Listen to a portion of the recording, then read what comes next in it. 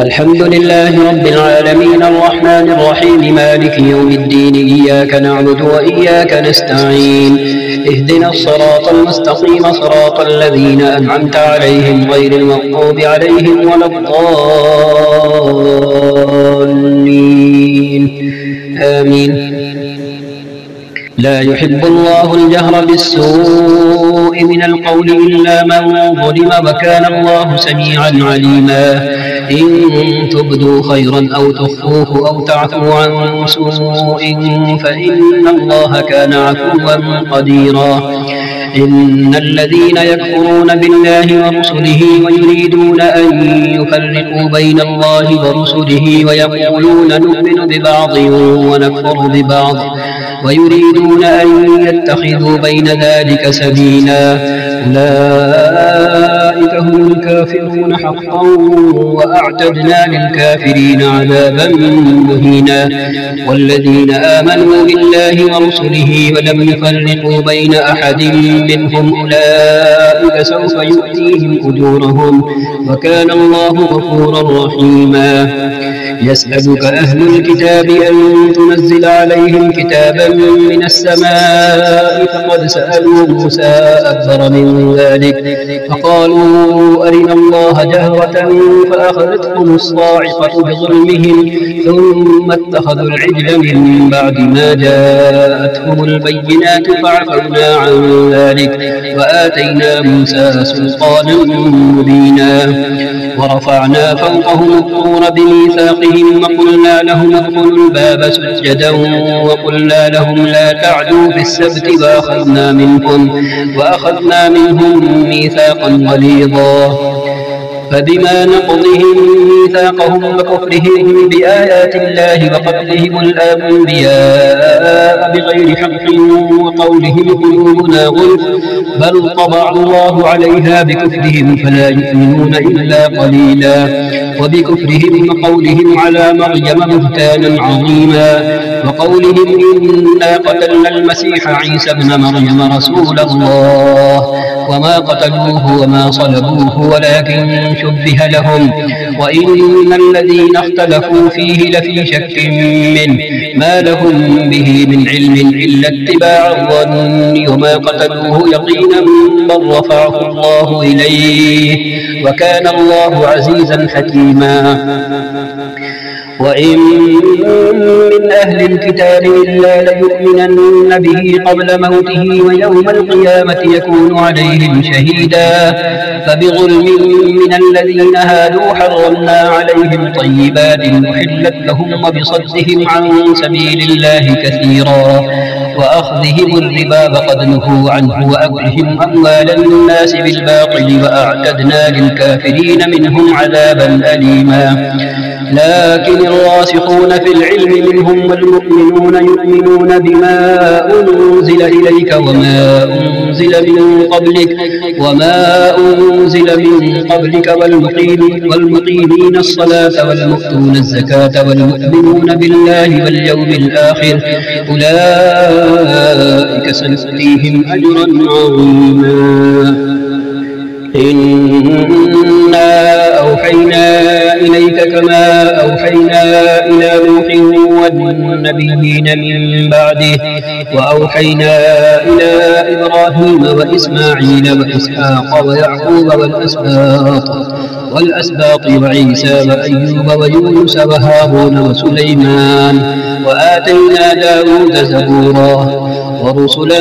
قد قصصناهم عليك من قبل ورسلا لم نقصصهم عليك وكلم الله موسى تكليما. رسلا مبشرين ومنذرين لئلا يكون للناس على الله حجة بعد الرسل وكان الله عزيزا حكيما. لكن الله يشهد بما أنزل إليك أنزله بعلمه والملائكة يشهدون وكفى بالله شهيدا.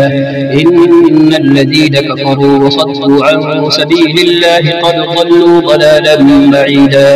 إن الذين كفروا وظلموا لم يكن الله ليغفر لهم ولا ليهديهم طريقا إلا طريق جهنم خالدين فيها أبدا وكان ذلك على الله يسيرا. يا أيها الناس قد جاءكم الرسول بالحق من ربكم فآمنوا خيرا لكم وإن تكفروا فإن لله ما في السماوات والأرض وكان الله عليما حكيما. يا أهل الكتاب لا تغلوا في دينكم ولا تقولوا على الله إلا الحق إنما المسيح عيسى بن مريم رسول الله وكلمته ألقاها إلى مريم وروح منه فآمنوا بالله ورسله ولا تقولوا ثلاثة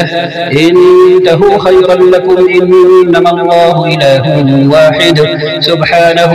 أن يكون له ولد له ما في السماوات وما في الأرض وكفى بالله وكيلا. لن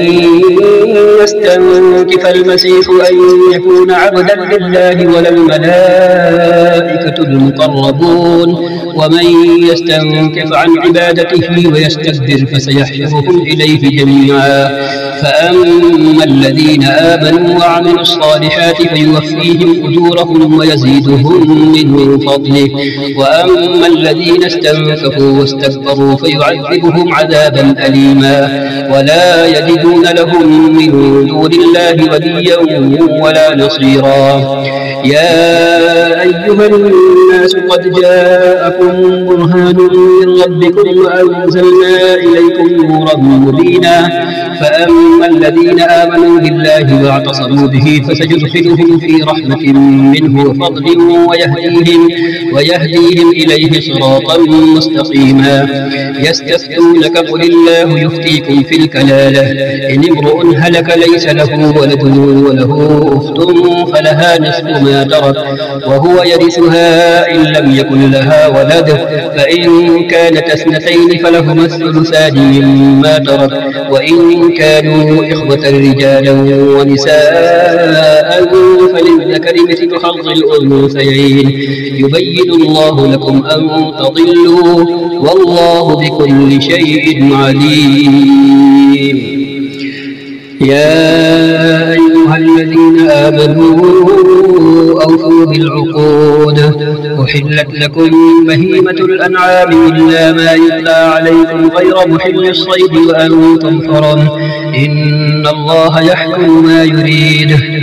يا أيها الذين آمنوا لا تحلوا شعائر الله ولا الشهر الحرام ولا الهدي ولا القلائد ولا آمين البيت الحرام يبتغون فضلا من ربهم ورضوانا وإذا حللتم فاصطادوا ولا يجرمنكم شنآن قوم أن صدوكم عن المسجد الحرام أن تعتدوا وتعاونوا على البر والتقوى ولا تعاونوا على الإثم والعدوان واتقوا الله إن الله شديد العقاب. حرمت عليكم الميتة والدم ولحم الخنزير وما أهل لغير الله به والمنخنقة والموقوذة والمتردية والنطيحة وما أكل السبع إلا ما ذكيتم وما ذبح على النصب وأن تستقسموا بالأزلام ذلكم فسق. اليوم يئس الذين كفروا من دينكم فلا تخشوهم واخشون اليوم أكملت لكم دينكم وأتممت عليكم نعمتي ورضيت لكم الإسلام دينا فمن اضطر في مخمصة غير متجانف لإثم فإن الله غفور رحيم. يسألونك ماذا أحل لهم قل أحل لكم الطيبات وما علمتم من الجوارح مكلبين تعلمونهن مما علمكم الله فكلوا مما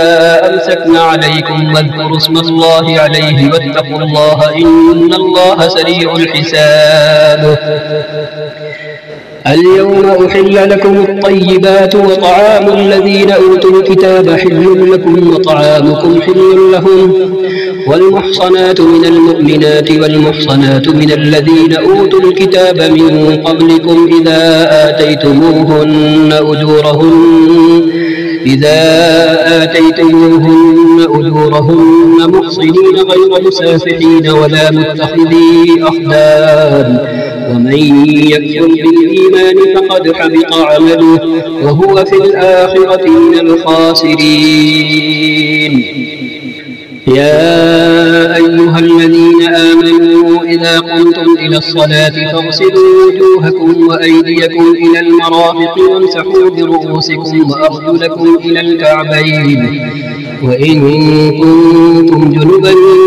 فاطهروا وإن كنتم مرضى أو على سفر أو جاء أحد منكم من الغائط أو لامستم النساء فلم تجدوا ماء فتيمموا صعيدا طيبا فامسحوا بوجوهكم وأيديكم منه ما يريد الله ليجعل عليكم من حرج ولكن يريد ليطهركم وليتم نعمته عليكم لعلكم تشكرون. واذكروا نعمة الله عليكم وميثاقه الذي واثقكم به إذ قلتم سمعنا وأطعنا واتقوا الله إن الله عليم بذات الصدور. يا أيها الذين آمنوا كونوا قوامين لله شهداء بالقسط ولا يجرمنكم شنآن قوم على ألا تعدلوا اعدلوا هو أقرب للتقوى واتقوا الله إن الله خبير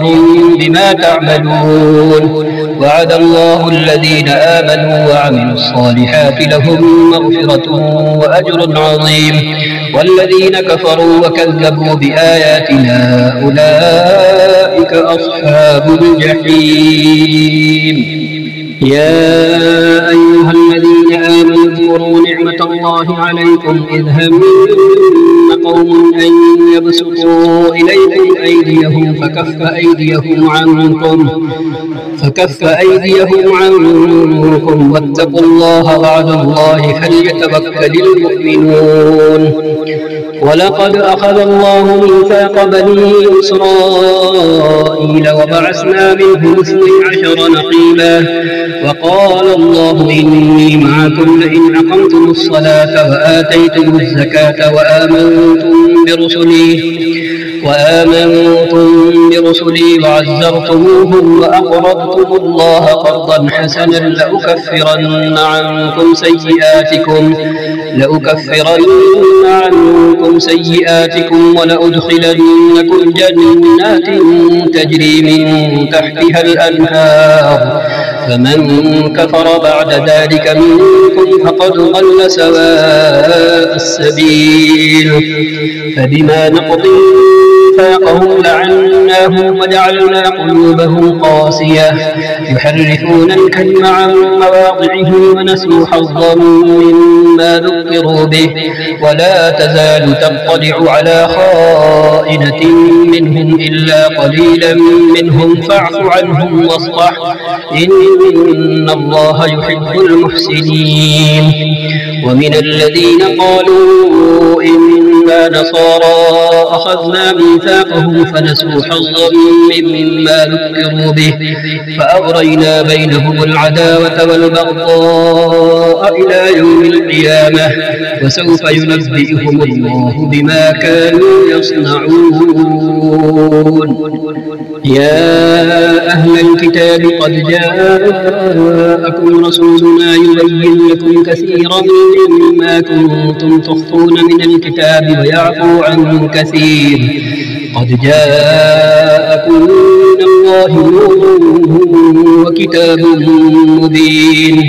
يهدي به الله من اتبع رضوانه سبل السلام ويخرجهم من الظلمات إلى النور بإذنه ويهديهم إلى صراط مستقيم. لقد كفر الذين قالوا إن الله هو المسيح ابن مريم قل فمن يملك من الله شيئا إن أراد أن يهلك المسيح ابن مريم وأمه ومن في الأرض جميعا ولله ملك السماوات والأرض وما بينهما يخلق ما يشاء والله على كل شيء قدير. وقالت اليهود والنصارى نحن أبناء الله وأحباؤه قل فلم يعذبكم بذنوبكم بل أنتم بشر ممن خلق يغفر لمن يشاء ويعذب من يشاء ولله ملك السماوات والأرض وما بينهما وإليه المصير. يا أهل الكتاب قد جاءكم رسولنا يبين لكم على فترة من الرسل أن تقولوا ما جاءنا من بشير ولا نذير فقد جاءكم بشير ونذير والله على كل شيء قدير.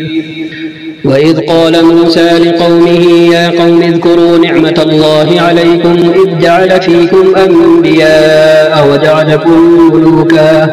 وجعلكم ملوكا وآتاكم ما لم يؤت أحدا من العالمين. يا قوم ادخلوا الأرض المقدسة التي كتب الله لكم ولا ترتدوا على أدباركم فتنقلبوا خاسرين. قالوا يا موسى إن فيها قوما جبارين وإنا لن ندخلها حتى يخرجوا منها فإن يخرجوا منها فإنا داخلون. قال رجلان من الذين يخافون أنعم الله عليهم ادخلوا عليهم الباب فإذا دخلتموه فإنكم غالبون وعلى الله فتوكلوا إن كنتم مؤمنين. قالوا يا موسى إنا لن ندخلها أبدا ما داموا فيها فاذهب أنت وربك فقاتلا إنا هاهنا قاعدون. قال رب إني لا أملك إلا نفسي وأخي فافرق بيننا وبين القوم الفاسقين. قال فإنها محرمة عليهم 40 سنة يتيهون في الأرض فلا تأس على القوم الفاسقين. واتل عليهم نبأ ابني آدم بالحق إذ قربا قربانا فتقبل من أحدهما ولم يتقبل من الآخر قال لأقتلنك قال إنما يتقبل الله من المتقين. لئن بسطت إلي يدك لتقتلني ما أنا بباسط يدي إليك لأقتلك إني أخاف الله رب العالمين. إني أريد أن تبوء بإثمي وإثمك فتكون من أصحاب النار وذلك جزاء الظالمين. فطوعت له نفسه قتل أخيه فقتله فأصبح من الخاسرين. فبعث الله غرابا يبحث في الأرض ليريه كيف يواري سوءة أخيه قال يا ويلتى أعجزت أن أكون مثل هذا الغراب فأواري سوءة أخيه فأصبح من النادمين. من أجل ذلك كتبنا على بني إسرائيل أنه من قتل نفسا بغير نفس أو فساد في الأرض فكأنما قتل الناس جميعا ومن أحياها فكأنما أحيا الناس جميعا. ولقد جاءتكم رسلنا بالبينات ثم إن كثيرا منهم بعد ذلك في الأرض لمسرفون. إن إنما جزاء الذين يحاربون الله ورسوله ويسعون في الأرض فسادا أن يقتلوا أو يصلبوا أو تقطع أيديهم وأرجلهم من خلاف أو ينفوا من الأرض ذلك لهم خزي في الدنيا ولهم في الآخرة عذاب عظيم إلا الذين تابوا من قبل أن تقدروا عليهم فاعلموا أن الله غفور رحيم يا أيها الذين آمنوا اتقوا الله وابتغوا إليه الوسيلة وجاهدوا في سبيله لعلكم تفلحون إن الذين كفروا لو أن لهم ما في الأرض جميعا ومثله معه ليفتدوا به من عذاب يوم القيامة ما تقبل منهم ولهم عذاب أليم يريدون أن يخرجوا من النار وما هم بخارجين منها ولهم عذاب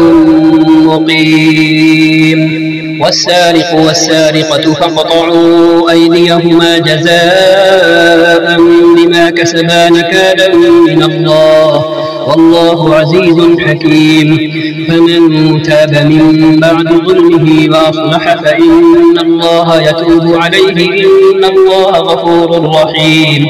ألم تعلم أن الله له ملك السماوات والأرض يعذب من يشاء ويغفر لمن يشاء والله على كل شيء قدير يا أيها الرسول لا يحزنك الذين يسارعون في الكفر من الذين قالوا آمنا بأفواههم ولم تؤمن قلوبهم ومن الذين هادوا سماعون للكذب سماعون لقوم آخرين لم يأتوك يحرفون الكلم من بعد مواضعه يقولون إن أوتيتم هذا فخذوه وإن لم تؤتوه فاحذروه ومن يرد الله فتنته فلن تملك له من الله شيئا أولئك الذين لم يرد الله أن يطهر قلوبهم لهم في الدنيا خزي ولهم في الآخرة عذاب عظيم سماعون للكذب يكالون للسحت فإن جاءوك فاحكم بينهم أو أعرض عنهم وإن تعرض عنهم فلن يضروك شيئا وإن حكمت فاحكم بينهم بالقسط إن الله يحب المقسطين وكيف يحكمونك وعندهم التوراة فيها حكم الله ثم يتولون من بعد ذلك وما أولئك بالمؤمنين إنا أنزلنا التوراة فيها هدى ونور يحكم بها النبيون الذين أسلموا للذين هادوا والربانيون والأحبار بما استحفظوا من كتاب الله وكانوا عليه شهداء فلا تخشوا الناس واخشوني ولا تشتروا بآياتي ثمنا قليلا ومن لم يحكم بما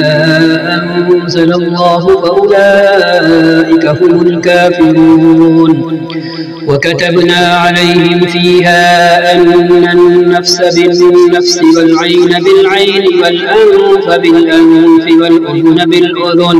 والأذن بالأذن والسن بالسن والجروح قصاص فمن تصدق به فهو كفارة له ومن لم يحكم بما أنزل الله فأولئك هم الظالمون وقفينا على آثارهم بعيسى ابن مريم مصدقا لما بين يديه من التوراة وآتيناه الإنجيل فيه هدى ونور ومصدقا لما بين يديه من التوراة وهدى وموعظة للمتقين. وليحكم أهل الإنجيل بما أنزل الله فيه، ومن لم يحكم بما أنزل الله فأولئك هم الفاسقون. وأنزلنا إليك الكتاب بالحق مصدقا لما بين يديه من الكتاب ومهيمنا عليه فاحكم بينهم بما أنزل الله ولا تتبع أهواءهم عما جاءك من الحق، لكل جعلنا منكم شرعة ومنهاجا ولو شاء الله لجعلكم أمة واحدة ولكن ليبلوكم فيما آتاكم فاستبقوا الخيرات، إلى الله مرجعكم جميعا فينبئكم بما كنتم فيه تختلفون. وأن احكم بينهم بما أنزل الله ولا تتبع أهواءهم واحذرهم أن يفتنوك عن بعض ما أنزل الله إليك، فإن تولوا فاعلم أنما يريد الله أن يصيبهم ببعض ذنوبهم وإن كثيرا من الناس لفاسقون. أفحكم الجاهلية يبغون ومن أحسن من الله حكما لقوم يوقنون. يا أيها الذين آمنوا لا تتخذوا اليهود والنصارى أولياء بعضهم أولياء بعض ومن يتولهم منكم فإنه منهم، إن الله لا يهدي القوم الظالمين. فترى الذين في قلوبهم مرض يسارعون فيهم يقولون نخشى أن تصيبنا دائرة، فعسى الله أن يأتي بالفتح أو أمر من عنده فيصبحوا على ما أسروا في أنفسهم نادمين.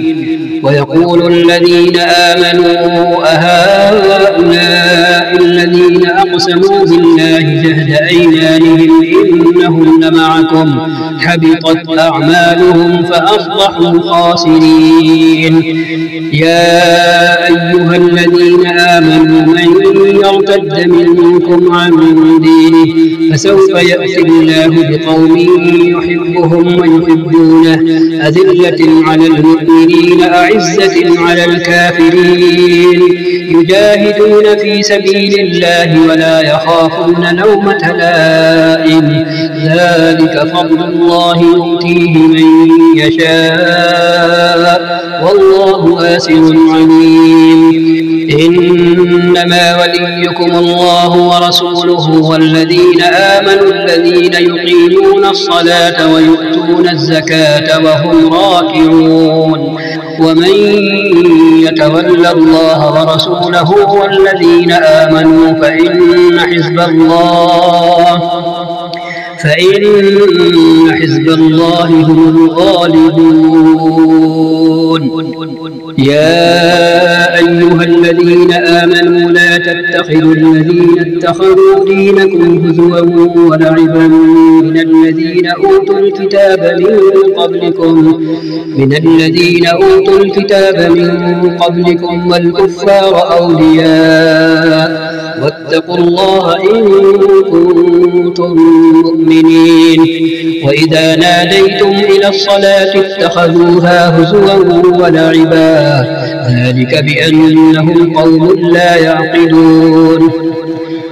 قل يا أهل الكتاب هل تنقمون منا إلا أن آمنا بالله وما أنزل إلينا وما أنزل من قبل وأن أكثركم فاسقون قل هل أنبئكم بشر من ذلك مثوبة عند الله من لعنه الله وغضب عليه وجعل منهم القردة والخنازير وعبد الطاغوت أولئك شر مكانا وأضل عن سواء السبيل وإذا جاءوكم قالوا آمنا فقد دخلوا بالكفر وهم قد خرجوا به والله أعلم بما كانوا يكتمون وترى كثيرا منهم يسارعون في الإثم والعدوان وأكلهم السحت لبئس ما كانوا يعملون لولا ينهاهم الربانيون والأحبار عن قولهم الإثم وأكلهم السحت لبئس ما كانوا يصنعون وقالت اليهود يد الله مغلولة غلت أيديهم ولعنوا بما قالوا بل يداه مبسوطتان ينفق كيف يشاء وليزيدن كثيرا منهم ما أنزل إليك من ربك طغيانا وكفرا وألقينا بينهم العداوة والبغضاء إلى يوم القيامة كلما أوقدوا نارا للحرب أطفأها الله ويسعون في الأرض فسادا والله لا يحب المفسدين ولو أن أهل الكتاب آمنوا واتقوا لكفرنا عنهم سيئاتهم ولأدخلناهم جنات النعيم ولو أنهم أقاموا التوراة والإنجيل وما أنزل إليهم من ربهم لأكلوا من فوقهم ومن تحت أرجلهم منهم أمة مقتصدة وكثير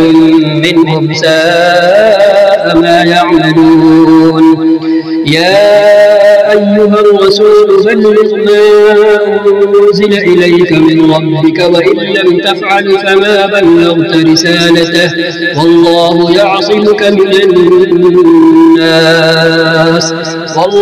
يعصمك من الناس إن الله لا يهدي القوم الكافرين قل يا أهل الكتاب لستم على شيء حتى تقيموا التوراة والإنجيل وما أنزل إليكم من ربكم وليزيدن كثيرا منهم ما أنزل إليك من ربك طغيانا وكفرا فلا تأس على القوم الكافرين إن الذين آمنوا والذين هادوا والصابئون والنصارى من آمن بالله واليوم الآخر وعمل صالحا فلا خوف عليهم ولا هم يحزنون لقد أخذنا ميثاق بني إسرائيل وأرسلنا إليهم رسلا كلما جاءهم رسول بما لا تهوى أنفسهم فريقا كذبوا وفريقا يقتلون وحسبوا ألا تكون فتنة فعموا وصموا ثم تاب الله عليهم ثم عموا وصموا كثير منهم والله بصير بما يعملون لقد كفر الذين قالوا إن الله هو المسيح ابن مريم وقال المسيح يا بني إسرائيل اعبدوا الله ربي وربكم إنه من يشرك بالله فقد حرم الله عليه الجنة ومأواه النار وما للظالمين من أنصار لقد كفر الذين قالوا إن الله ثالث ثلاثة وما من إله إلا إله واحد وإن لم ينتهوا عما يقولون ليمسن الذين كفروا منهم عذاب أليم أفلا يتوبون إلى الله ويستغفرونه والله غفور رحيم ما المسيح ابن مريم إلا رسول قد خلت من قبله الرسل وأمه صديقة كانا يأكلان الطعام انظر كيف نبين لهم الآيات ثم انظر أنا يؤفكون قل أتعبدون من دون الله ما لا يملك لكم ضرا ولا نفعا والله هو السميع العليم قل يا أهل الكتاب لا تغلوا في دينكم غير الحق ولا تتبعوا أهواء قوم قد ضلوا من قبل وأضلوا كثيرا وضلوا عن سواء السبيل لعن الذين كفروا من بني إسرائيل على لسان داود وعيسى بن مريم ذلك بما عصوا وكانوا يعتدون كانوا لا يتناهون عن منكر